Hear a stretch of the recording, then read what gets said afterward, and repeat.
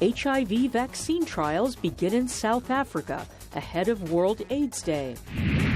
As U.S. President-elect Donald Trump embarks on a thank you tour, good news for workers at the Carrier air conditioner plant in Indiana. And vintage planes cross the continent to raise awareness of wildlife conservation. Africa 54 starts right now.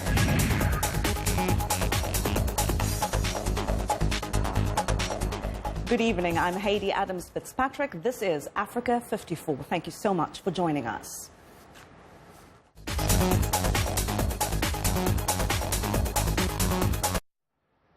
It's December 1st, World AIDS Day, and we begin tonight with Africa 54's health correspondent, Lenore Madu. Lenore, good evening to you.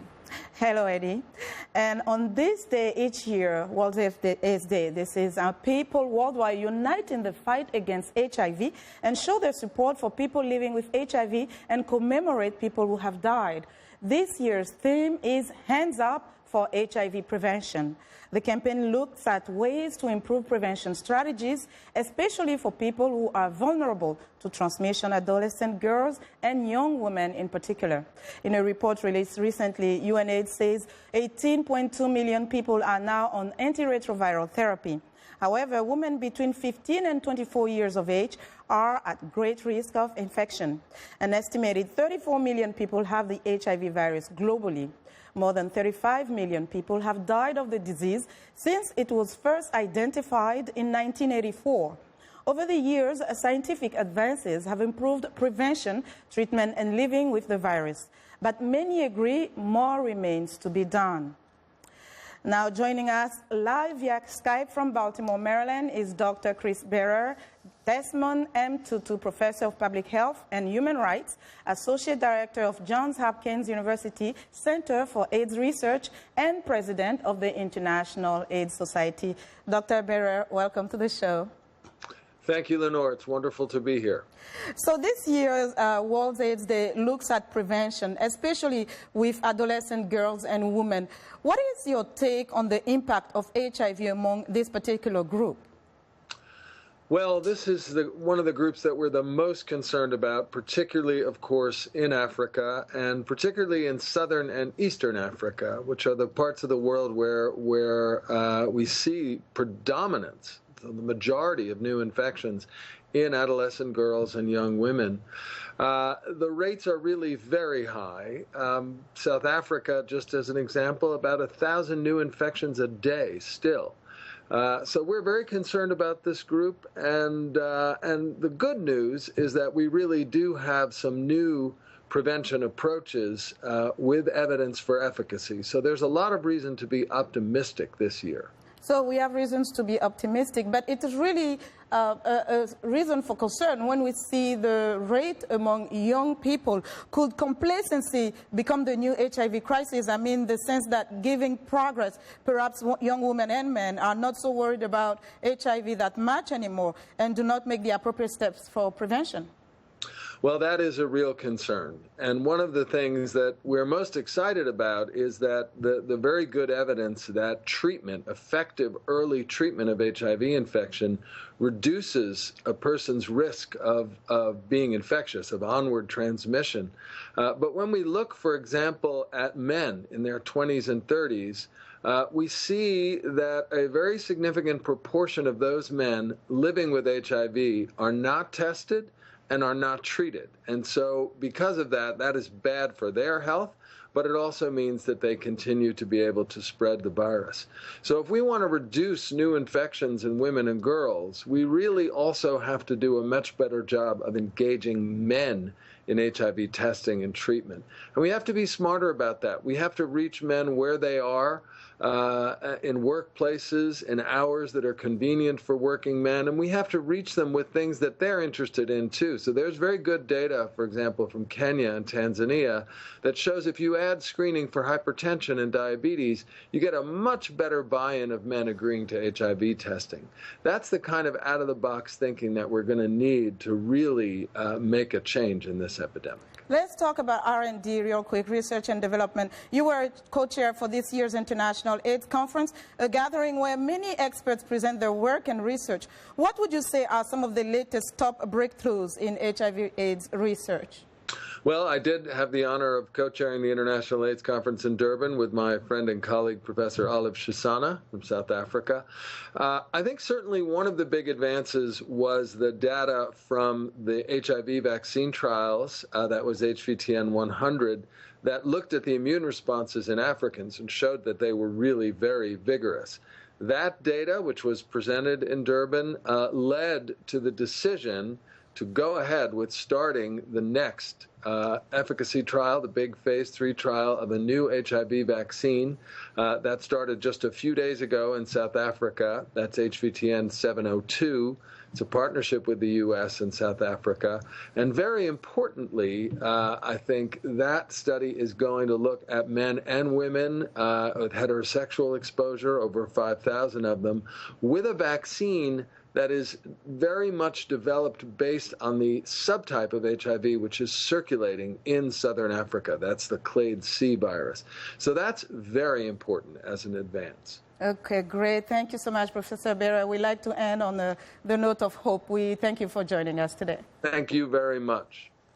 And that was Professor Chris Berra. He is Associate Director of Johns Hopkins University Center for AIDS Research. Now, for nearly 3 decades, every December 1st, we've heard about the tragedy of AIDS. And it is tragic, of course. The virus has killed tens of millions of people, often in the prime of their lives. And it's left behind millions of orphans. But now, on this World AIDS Day, VOA's Carol Pearson has a message of hope. A lot has happened since the first World AIDS Day in 1988. Countries where the topic was once taboo now offer testing and treatment.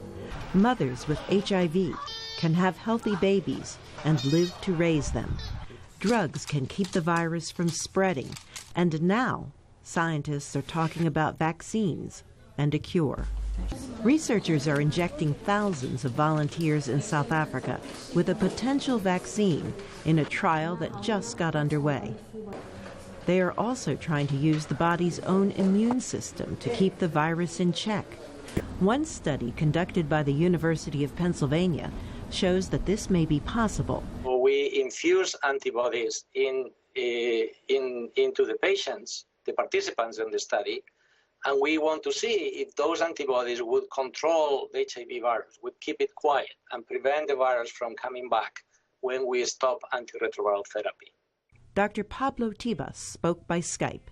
The research in controlling HIV with antibodies is similar to the immunotherapy being done in the field of cancer. The technique uses proteins to attack cancer cells. HIV hides in the cells.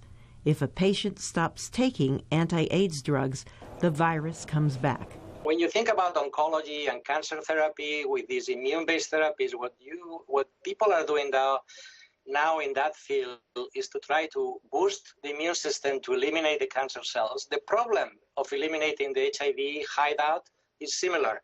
You want to eliminate the cells that harbor the virus, and by making the immune system more active in finding and eliminating those cells. Researchers have found that the antibodies suppressed the HIV virus for 21 days. The goal is to find a combination of antibodies that can suppress the virus for 6 months to a year. Then people infected with HIV will no longer have to take medicine every day for the rest of their lives. A new trial using 2 antibodies should start in the next couple of months. Carol Pearson, VOA News, Washington. And that's our health report for today. So stay in touch for more. Find me on Twitter @LenorMoudou. Back to you, Heidi. Thank you, Lenore, so much for joining us. Be sure to watch Lenore Moudou every Tuesday and Thursday for the latest health news in Africa, right here on Africa 54.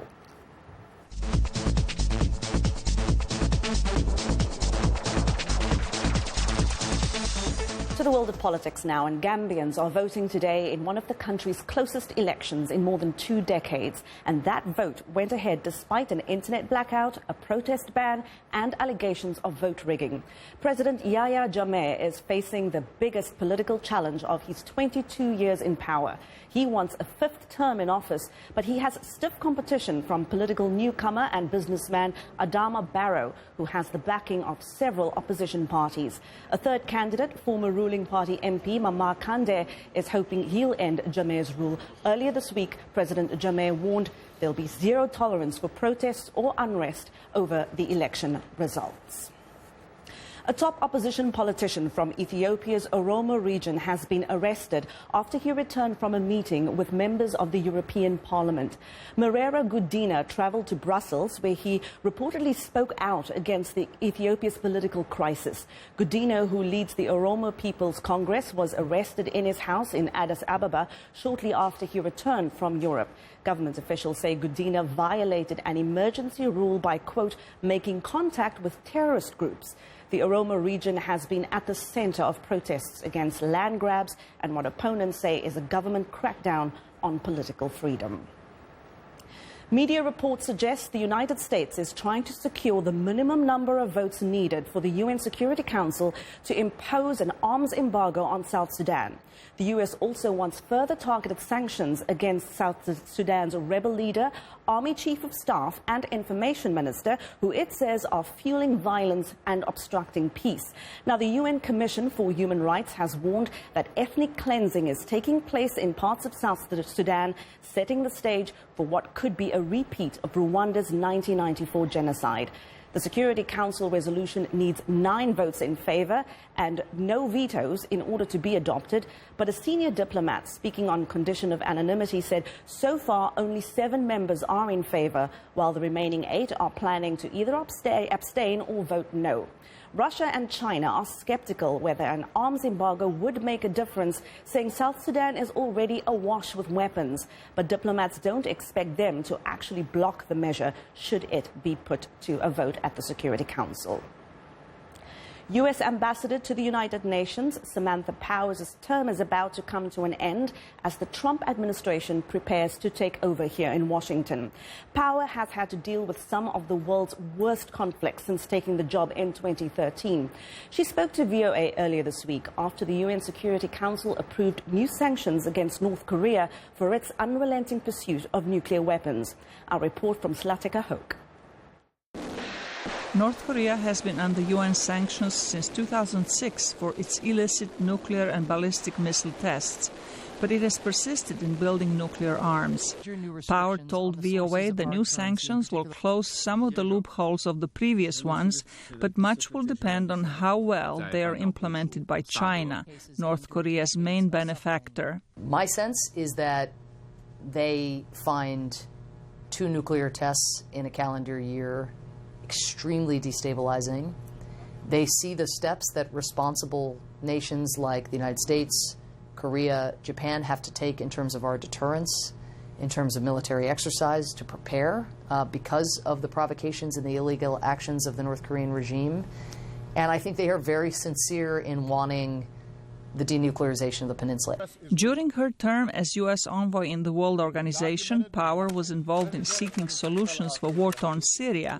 The latest UN proposal to create an autonomous zone in rebel-controlled eastern Aleppo has been flatly rejected by the Syrian government, whose forces are now carrying out brutal attacks on the area. The air attacks by the Syrian regime, aided by the Russian Federation, are going to stain the conscience of those countries who carried them out, stain history, and they will be something that people will speak about generations hence as defining actions by President Assad and by President Putin.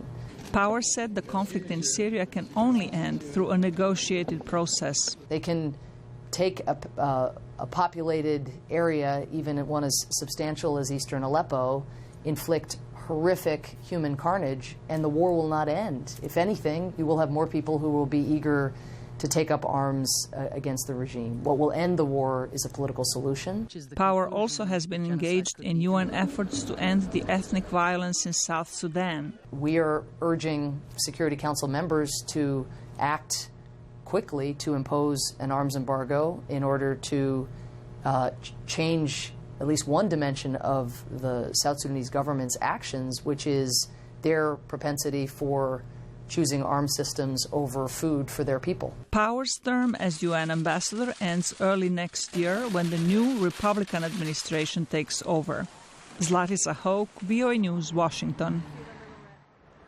So we want to know what you think about Africa 54 and the stories we cover here. You can join the conversation on Facebook. The address there is Africa 54. And please check out our headlines 24/7 on voaafrica.com.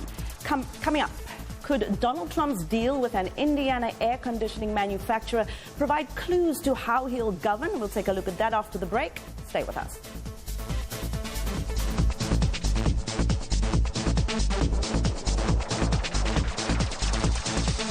Technology, here's what's new. They're called Roly blocks, and you make music with them. They're a set of modular controllers that connect to your iPhone or iPad using an app called Noise. The main controller is a 12 by 12 centimeter grid of illuminated squares, each representing a note in the chromatic scale. Express the note depending on how hard and how long you press the square. Press, tap, drag, swirl, slide. All these different motions provide different musical effects from a choice of 128 synthesized instruments in that Noise app. Roly's Ruben Dax. It's easy enough for someone who doesn't know anything about music to get right into it, start making music. There's all these tools to help them out, but it's also powerful enough for professionals who are looking for a new way to shape music. Roly blocks are selling for $179 at Apple stores or on the Roly website. For VOA's What's New, I'm Todd Grossans.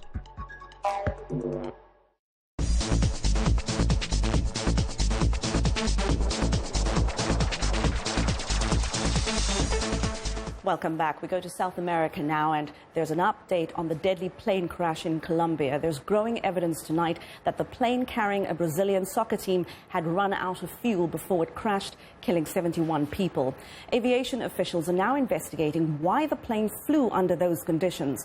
The Bolivian pilot's final words before the plane slammed into a mountain outside Medellin have also been confirmed. The pilot can be heard telling the control tower that the plane was, quote, in total failure without fuel. He requested urgent permission to land shortly after. Audio went silent. Only 6 of the 77 people on board that plane survived. U.S. President-elect Donald Trump kicks off what he calls a thank you tour on Thursday with a campaign-style rally in Cincinnati, Ohio. His first stop, however, will be in Indiana, where he'll tout an agreement reached with air conditioner maker Carrier to keep about 1,000 jobs in that state. In Indiana, Trump and Vice President Mike Pence are due to visit Carrier's plant in Indianapolis and give a more formal announcement of the deal to keep jobs in the Midwestern state instead of moving them to Mexico. Trump transition team member Anthony Scaramucci says this is an example of the president-elect's economic policies at work.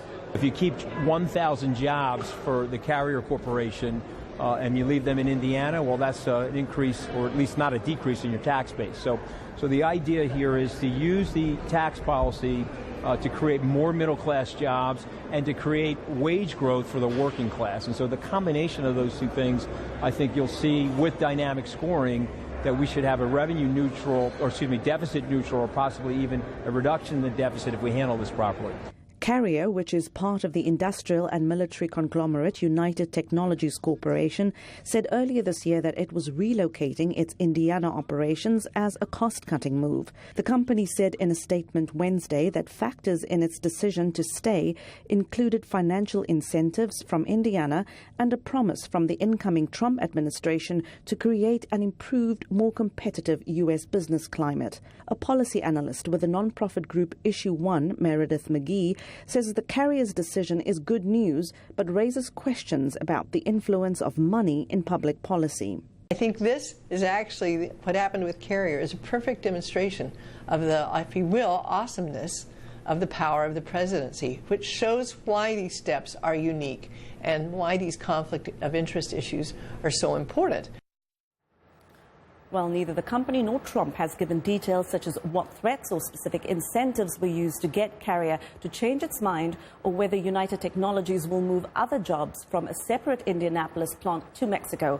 Trump may have had some leverage over United Technologies, which also owns a company that supplies fighter jet engines and relies in part on U.S. military contracts. For now, the deal seems to be a win for Trump, who made frequent promises during his election campaign for president that he would prevent companies from moving jobs abroad and bring back jobs that have already been lost by imposing stiff tariffs on the company's products for sale in the United States.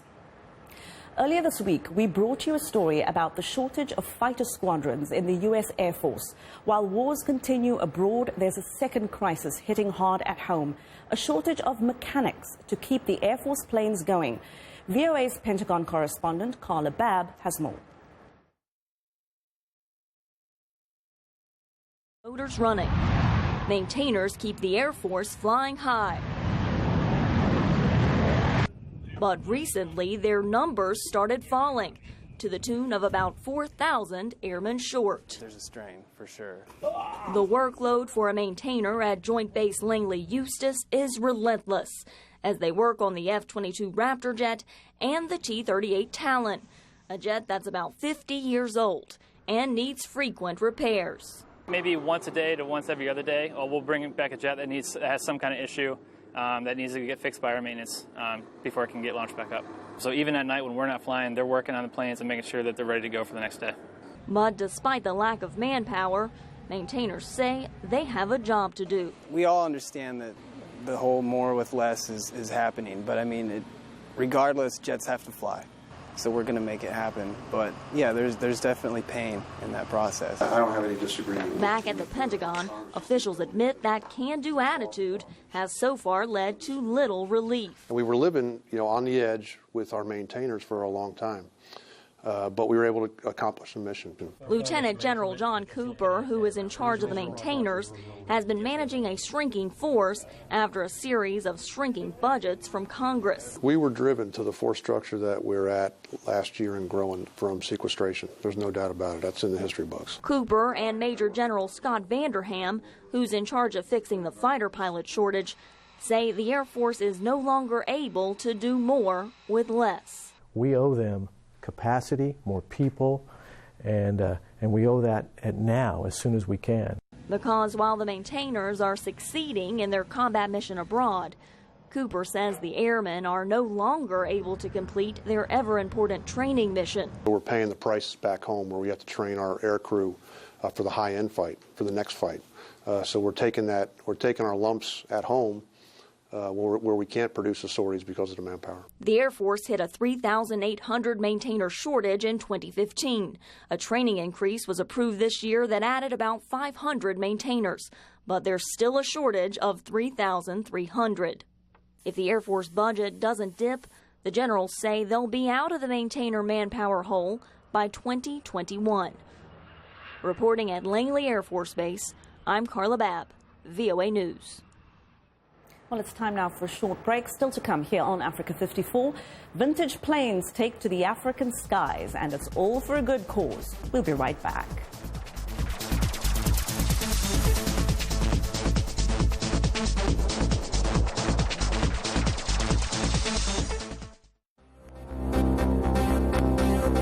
If you've just joined us, I'm Mariama Diallo, and here is a quick recap of today's headlines.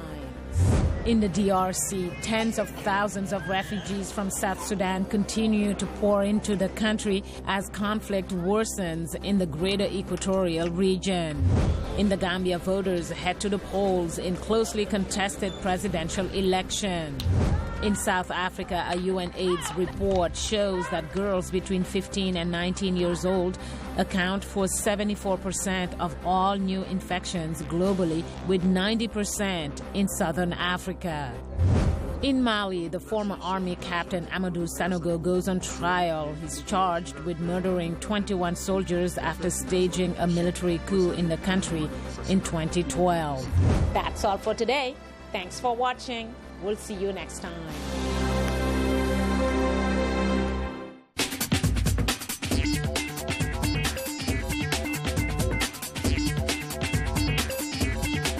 Welcome back to Africa 54. Let's take a look at what's trending this Thursday. This is a table football match with a difference.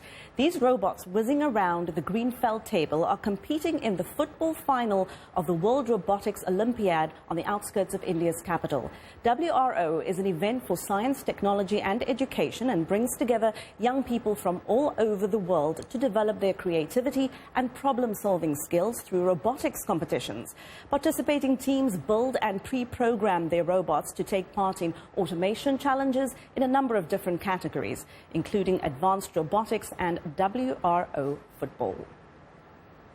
And how about this robot? This four-legged beast is showing off its agility in rocky terrain. The HYQ robot, an acronym for hydraulic quadruped, is the brainchild of researchers at the Italian Institute of Technology's Advanced Robotics Department in Genoa.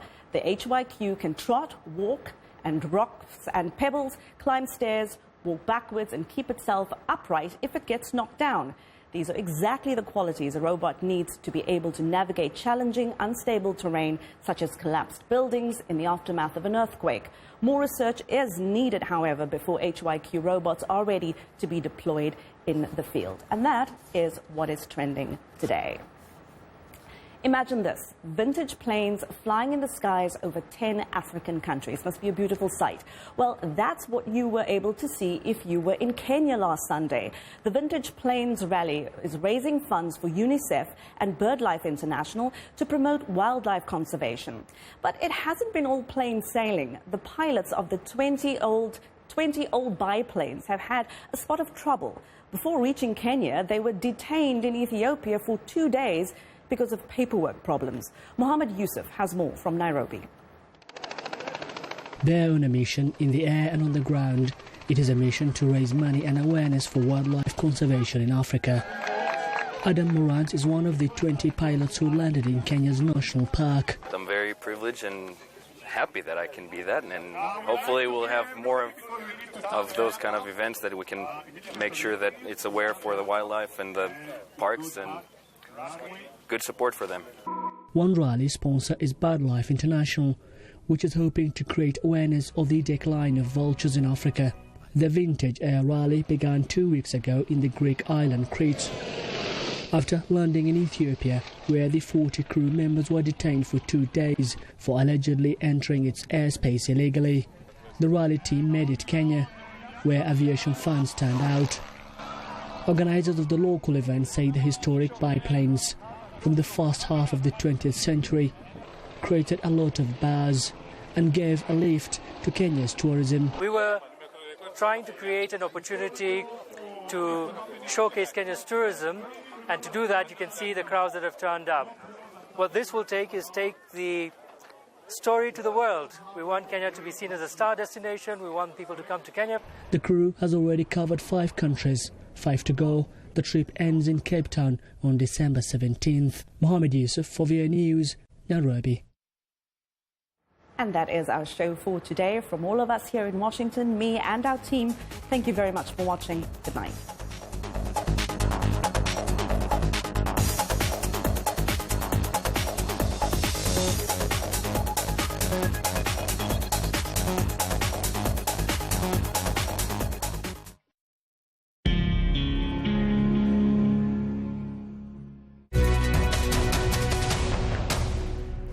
Welcome to the Voice of America's Newswords.